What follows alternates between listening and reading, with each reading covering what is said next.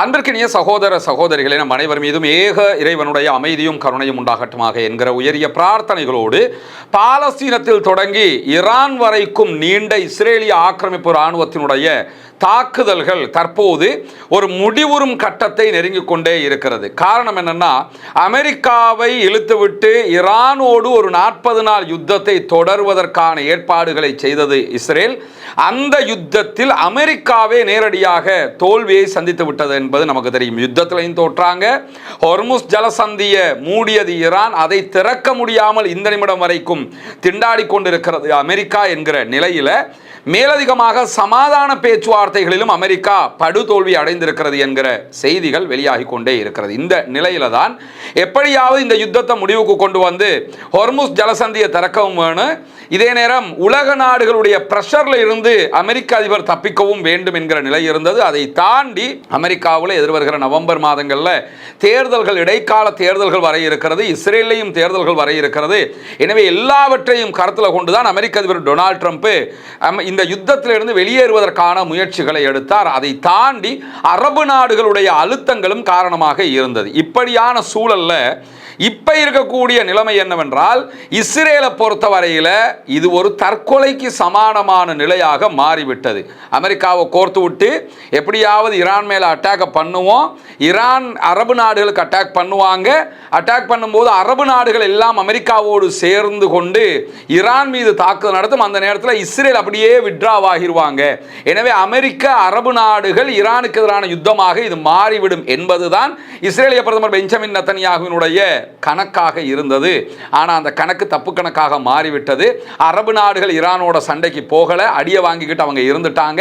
இதே நேரம் அமெரிக்காவும் மோதி பார்த்தது, இனிமேல் மோத முடியாது என்கிற நிலை வந்ததோட அமெரிக்காவும் பின்வாங்கிவிட்டது. இப்படியான ஒரு சூழல் வந்ததோட திடீரென இஸ்ரேல்ல தேர்தல் நடத்த வேண்டிய நிர்பந்தமும் வந்துவிட்டது. எனவே தற்போது ஆட்சியில் இருக்கக்கூடிய பெஞ்சமின் நெத்தன்யாகுவினுடைய கட்சியினர் தேர்தலை சந்திக்க வேண்டும் என்றால் ஒன்றோ காசாவில் நாங்கள் ஜெயித்தோம் என்று சொல்ல வேண்டும்.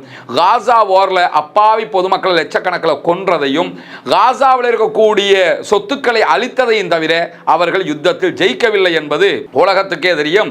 பாலஸ்தீன விடுதலை போராட்ட அமைப்புகள் எல்லாத்தையுமே நாங்கள் அழிப்போம் என்று போனாங்க, அங்க அதை பண்ண முடியல, சில தலைவர்களை கொன்றதை தவிர. அதை தாண்டி இரண்டாவதாக லெபனானுக்குள்ள நுழைஞ்சி லெபனான்ல நாங்கள் அதை பண்ணுவோம் இதை பண்ணுவோம். லெபனான்லையும் இந்த நிமிடம் வரைக்கும் அவர்களால் ஹெஸ்புல்லாக்களை அழிக்க முடியாமல் இருக்கிறது. அதே நேரம் தான் நாங்கள் ஈரானை அழிப்போம், ஈரான்ல ஆட்சி மாற்றத்தை உண்டாக்குவோம், ஈரானுக்குள்ள இருக்கிற செறிவூட்டப்பட்ட யுரேனியத்தை கொண்டு வந்துருவோம், அதே மாதிரி அங்க இருக்கக்கூடிய ஏவுகணை பலத்தை எல்லாம் இல்லாமலாக்குவோம். இப்படி பல செய்திகள், உருட்டுனா உருட்டு, உலகமகா உருட்டையெல்லாம் உருட்டினாங்க. ஒன்னையுமே பண்ண முடியாம போயிடுச்சு. அதை தாண்டி அமெரிக்காவோடு நடைபெற்ற ஒப்பந்தத்தில் கூட இஸ்ரேலை அமெரிக்கா சேர்க்கல, பேச்சுவார்த்தைகளுக்கு சேர்க்கல, பேச்சுவார்த்தையில விவரங்களை கொடுக்கல, தன்னிச்சையாக ஈரானோட பேச்சுவார்த்தைகளை நடத்தி முடிவுக்கு வந்துட்டாங்க. அது இஸ்ரேலுக்கு மிகப்பெரிய பின்னடைவாக மாறி இருக்கக்கூடிய சூழல்ல எப்படியாவது ஈரானுக்கும் அமெரிக்காவுக்கும் இடையில ஒரு சமாதானம் வந்துடக்கூடாதுன்னு பல முயற்சிகளை பண்ணினாங்க. ஆனால் கையெழுத்து வரைக்கும் வந்துட்டாங்க. தொழில்நுட்ப டெக்னிக்கலி நடக்க வேண்டிய பேச்சுவார்த்தைகள் மட்டும்தான் தடைப்பட்டிருக்கக்கூடிய சூழலாக மாறியது. இந்த நிமிடம் வரைக்கும் இஸ்ரேல் எப்படியாவது இந்த பேச்சுவார்த்தைகளை சீர்குலைக்கணுங்கிறதுல உறுதியாகவே இருக்கக்கூடிய சூழல்ல தான் கடந்த 48 மணி நேரங்களுக்குள்ளாக 2 நாட்களுக்குள்ளாக காசாவுக்குள்ள நடத்தி இருக்கக்கூடிய தாக்குதல்களில் அப்பாவி பாலஸ்தீனியர்கள் 13 பேர் கொல்லப்பட்டிருக்கிறார்கள், ஷஹீதாகி இருக்கிறார்கள் என்கிற செய்திகள் வெளியாகி இருக்கிறது. அதனைத் தொடர்ந்து பாலஸ்தீனம் தொடர்பாக ஈரானுடைய ராணுவ தளபதி, குதுஸ் பிரிகேடினுடைய ராணுவ தளபதியாக இருக்கக்கூடிய ஜெனரல் இஸ்மாயில் கானி அவர்கள் வெளியிட்டிருக்கக்கூடிய ஒரு முக்கியமான செய்தியும் வெளியாகி இருக்கிறது. ஜெனரல் கானி அவர்கள் வெளியிட்டிருக்கக்கூடிய செய்தியில் என்ன சொல்றாருன்னு சொன்னா, லெபனான்ல ஹிஸ்புல்லாக்களுடைய ஆயுத திறனை குறைத்து மதிப்பிட்டு கொண்டது இஸ்ரேல். ஏற்கனவே காசா வார்ல போய் தாக்குதல்களை நடத்தினார்கள் ஹிஸ்புல்லாக்கள். அதுல ஹிஸ்புல்லாக்களுடைய தலைவர் கொல்லப்பட்டார். கொல்லப்பட்டதை தொடர்ந்து அவர்களுடைய ராணுவ தளபதியும் கொல்லப்பட்டார், ஃபுவாத் சுக்கூரும் கொல்லப்பட்டார். இதெல்லாம் நடந்ததுனால ஹிஸ்புல்லாக்கள் பலவீனப்பட்டுட்டாங்கன்னு நினைச்சுக்கிட்டு இருந்தாரு. ஆனா யுத்தம் வர முன்னாடியே நாங்க என்ன சொன்னோம்னு கேட்டா, ஹிஸ்புல்லாக்களிடத்துல மிர்சாத் வகையான ட்ரோன்கள் இருக்கிறது என்று திரும்ப திரும்ப சொன்னோம். ஆனா கேட்கவே இல்லை இஸ்ரேல். அது ஒண்ணுமே இல்லைன்னு நினைச்சுக்கிட்டு தான் சண்டைக்கு வந்தாங்க. மிர்சாத் வகையான ட்ரோன் அவங்க எதை சொல்றாங்கன்னு கேட்டா, இந்த கம்பிகள், இரும்பு பயன்படுத்தப்படாத ட்ரோன்கள். அந்த ட்ரோன்களை இரும்புகள் இருந்தால் மட்டும்தான் கண்ட்ரோல் பண்ண முடியும். கண்ட்ரோல் பண்ண முடியாத ஒரு வகையான புது வகையான ட்ரோன். இந்த வகையான ட்ரோனை பயன்படுத்தி தான் ரஷ்யாவுக்கு எதிராக உக்ரைனே தாக்குதல் நடத்துறாங்க. யுக்ரைன் இருக்கக்கூடிய அதே தொழில்நுட்பம் ஆல்ரெடி ஹிஸ்புல்லாக்களிடத்தில் இருந்து இருக்கிறது. இருக்குடான்னு சொன்னோம், கேட்கல, சண்டைக்கு போனாங்க. அந்த ட்ரோன் அட்டாக்ல மட்டுமே இஸ்ரேலை சேர்ந்த 100க்கும் மேற்பட்டவர்கள் கொல்லப்பட்டிருக்கிறார்கள், யூதர்கள். இந்த படுகொலைக்கெல்லாம் யார் காரணம்னு கேட்கிறார். இஸ்ரேல் தானே. தேவையா இது அப்படின்னு சொல்லக்கூடியவர் மேலதிகமாக என்ன சொல்றாருன்னு கேட்டா, காசாவிலையும் எவ்வளவு சொல்லியும் கேட்காமல் இஸ்ரேல் திரும்ப திரும்ப தாக்குதல்களை நடத்துகிறது. இது இஸ்ரேலியர்கள் எப்படியாவது காசாவினுடைய போராளிகளை மீண்டும் யுத்தத்துக்கு இழுப்பதற்காக செய்கிற வேலைதான். ஆனால் ஒன்றை புரிந்து கொள்ளுங்கள், காசா போராளிகள் மீண்டும் யுத்தத்திற்கு வந்தால் அது இஸ்ரேலுக்கு மாபெரும் இழப்பாக மாறக்கூடும். அவங்க கிட்ட நீங்க நினைக்கிற மாதிரி இல்லாம மேலதிகமான பல ஆயுத செறிவூட்டல்களை உண்டாக்கி கொண்டார்கள். தேவையான அளவுக்கு ஆயுதங்கள் அவர்களிடத்திலும் இருக்கிறது. உங்களுடைய அரசியல்வாதிகளுடைய விருப்பப்படி நீங்க காசாவுக்குள்ள இப்படி அட்டாக்கே பண்ணி கொண்டிருந்தீங்கன்னு சொன்னா கண்டிப்பாக காசாவில் சிக்கிக் கொள்வீர்கள், கவனமாக இருந்து கொள்ளுங்கள் அப்படின்னு சொல்லி இஸ்ரேலிய ஆக்கிரமிப்பு அரசாங்கத்திற்கும் ராணுவத்திற்கும் எச்சரிக்கையை விடுத்திருக்கிறார். ஈரானுடைய ஐஆர்ஜிசியின் குதுஸ் பிரிகேடினுடைய தலைமை தளபதியாக இருக்கக்கூடிய இஸ்மாயில் கானி அவர்கள். இதுல இருந்து ஒரு விஷயம் நமக்கு புரிய முடிகிறது. என்னன்னு கேட்டா, ஈரானை பொறுத்தவரையில ஒவ்வொரு பக்கமாகவும் ஆயுதத்தை ஃபில் பண்ணிக்கிட்டே வர்றாங்க. காசா வார்ல ஹிஸ்புல்லாக்கள் நுழைந்திருந்தார்கள். அதிலே ஹிஸ்புல்லாக்களுடைய தலைவர் கொல்லப்பட்டார். அதற்கு பிறகு ஃபுவாத் சுக்கூர் கொல்லப்பட்டார். பலத்த இழப்பு ஹிஸ்புல்லாக்களுக்கு ஏற்பட்டது. ஆனாலும் சிரியா வீழ்ந்ததோட, சிரியாவில் ஆட்சி மாற்றம் வந்ததோட ஹிஸ்புல்லாக்களுக்கு இனிமே ஆயுதம் கிடைக்காதுன்னு நினைச்ச நிலையில எப்படியோ அவர்கள் ஏதோ ஒரு வகையில் ஹிஸ்புல்லாக்களுடைய ஆயுதங்களை ஃபில் பண்ணிட்டாங்க. அந்த அமைப்பையும் மீண்டும் பலப்படுத்தி விட்டார்கள். அதனால தான் இந்த நிமிடம் வரைக்கும் ஹிஸ்புல்லாக்கள் மிக தெளிவாக தைரியமாக நின்று பிடிக்கிறார்கள். அதே மாதிரி இந்த சமாதான காலத்தை பயன்படுத்தி காசாவில் இருக்கக்கூடிய போராளி குழுக்களையும் மிக தெளிவாக ஆயுதங்களை ஃபில் பண்ணிட்டாங்க ஈரான் என்கிறது தெளிவாக விளங்கக்கூடிய ஒரு செய்தியாக இந்த செய்தி மாறி இருக்கிறது. எனவே இன்னும் ஒரு யுத்தம் வந்தாலும் காசாவினுடைய போராளி குழுக்கள் அதை எதிர்கொள்வார்கள் என்பதை பாலஸ்தீனத்திற்கு ஆதரவாக ஈரானுடைய தலைமை தளபதி இந்த செய்தியை சொல்லி ஒரு எச்சரிக்கையாக சொல்லியிருக்கிறார். எனவே திரும்ப போய் காசாவுக்குள்ள சிக்கிக்கிறாதீங்க. எப்பயுமே நீங்க அட்டாக் பண்ணிக்கிட்டே இருக்கிறீங்க, எப்பயுமே பார்த்துக்கிட்டு இருக்க மாட்டாங்க, சண்டைக்கு வந்துட்டாங்கன்னா உங்களுக்கு தான் அது பாதிப்பா போயிடும் அப்படிங்கிறத சொல்லியிருக்கிறார். அதே நேரத்தில் லெபனானுடைய விவகாரத்தில் அமெரிக்காவுக்கும் இஸ்ரேலுக்கும் இடையில ஒரு பரந்துபட்ட எதிர்ப்பு உணர்வு உருவாகி கொண்டே இருக்கிறத நம்ம கவனிக்க முடிகிறது.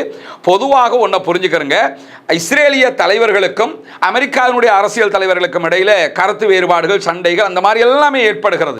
ஆனாலும் இஸ்ரேலுக்கும் அமெரிக்காவுக்கும் இடையில ஒரு மூலோபாய நெருக்கம் எப்பொழுதுமே இருக்கிறது. ஏன்னா இஸ்ரேலை இவ்வளவு காலமாக அவங்க தான் போஷிக்கிறாங்க, பாதுகாக்கிறாங்க, எல்லாமே பண்ணிக்கிட்டு இருக்கிறாங்க. அவர்களுக்கு ஒரு நெருக்கம் எப்படியுமே இருந்து கொண்டே இருக்கிறது. இந்த நிலையில தான் இன்றைக்கு அமெரிக்காவினுடைய உளவுத்துறை வெள்ளை மாளிகைக்கு அதிபருக்கு ஒரு எச்சரிக்கையை விடுத்திருக்கிறது. இஸ்ரேலுடைய தலைவர்கள் ஈரானுக்கும் அமெரிக்காவுக்கும் இடையில் இருக்கக்கூடிய ஒப்பந்தத்தை சீர்குலைப்பதற்கு முயற்சி செய்வார்கள்.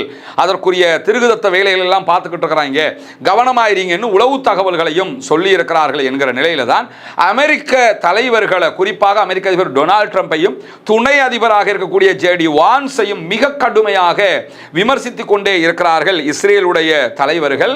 இஸ்ரேலில் இருக்கக்கூடிய பத்திரிகைகளுடைய தலைப்பு செய்திகளாகவே மிக தெளிவாக வரக்கூடிய செய்திகளை என்னன்னா, ட்ரம்ப் துரோகம் இழைத்து விட்டார் அப்படிங்கிற தலைப்பு செய்திகள் வெளிவருவதை பார்க்க முடியும். இஸ்ரேலை அமெரிக்கா கைவிட்டு விட்டது என்கிற தலைப்பு செய்திகளை பார்க்க முடியும்.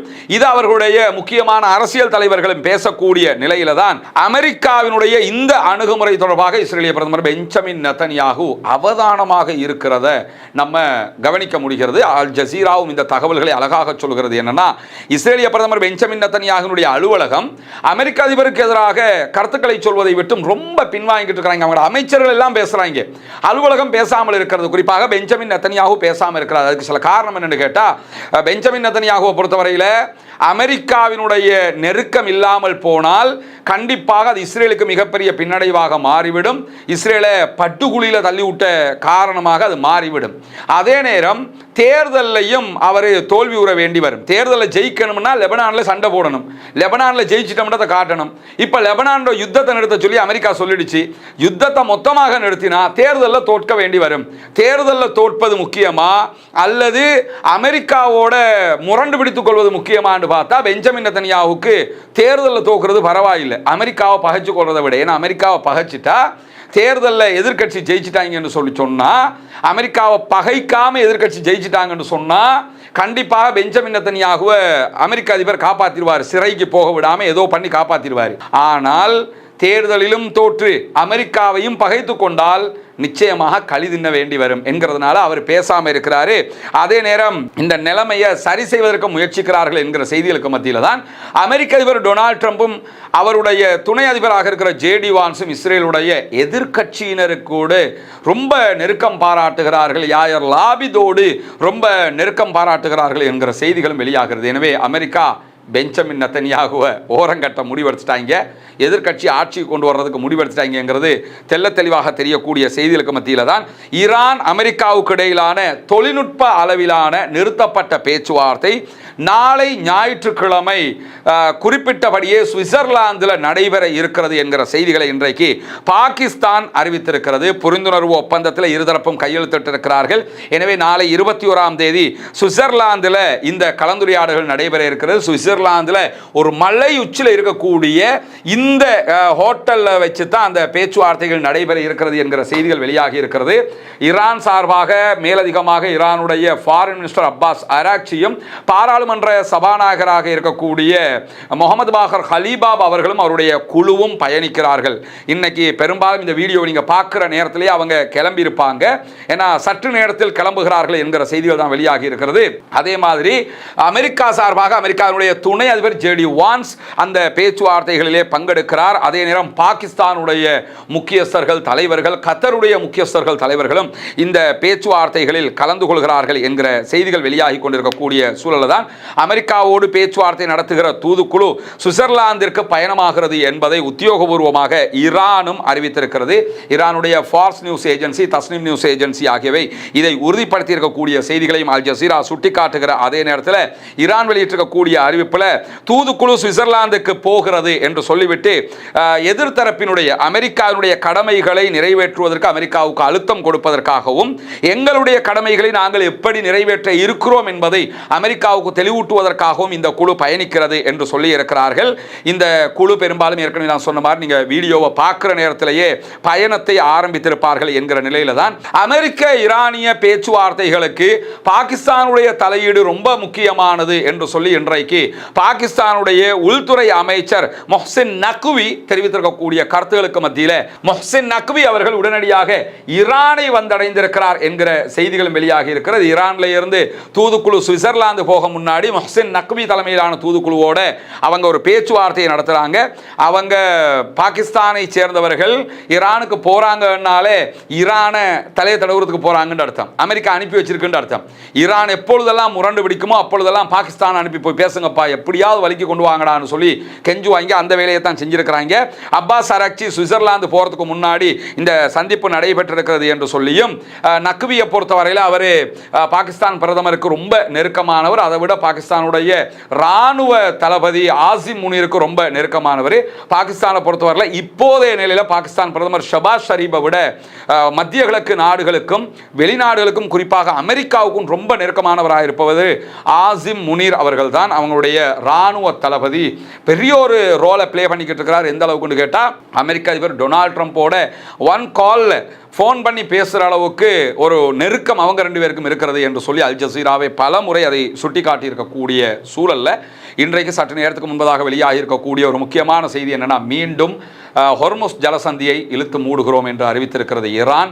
பேச்சுவார்த்தைகள் முடிகிற வரைக்கும், முடிவுகள் காணப்படுகிற வரைக்கும், குறிப்பாக லெபனான் மீதான இஸ்ரேலுடைய தாக்குதல்கள் மொத்தமாக நிறுத்தப்படுகிற வரைக்கும் இழுத்து மூடுகிறோம் என்று அறிவித்திருக்கிறார்கள். IRGC வெளியிட்டிருக்கக்கூடிய அறிவிப்பில் கப்பல்கள் ஹொர்முஸ் ஜலசந்தியை தாண்டி செல்ல வேண்டாம், மீறி தாண்டி சென்றால் ஏற்படுகிற விளைவுகளுக்கு நீங்கள் தான் பொறுப்பு.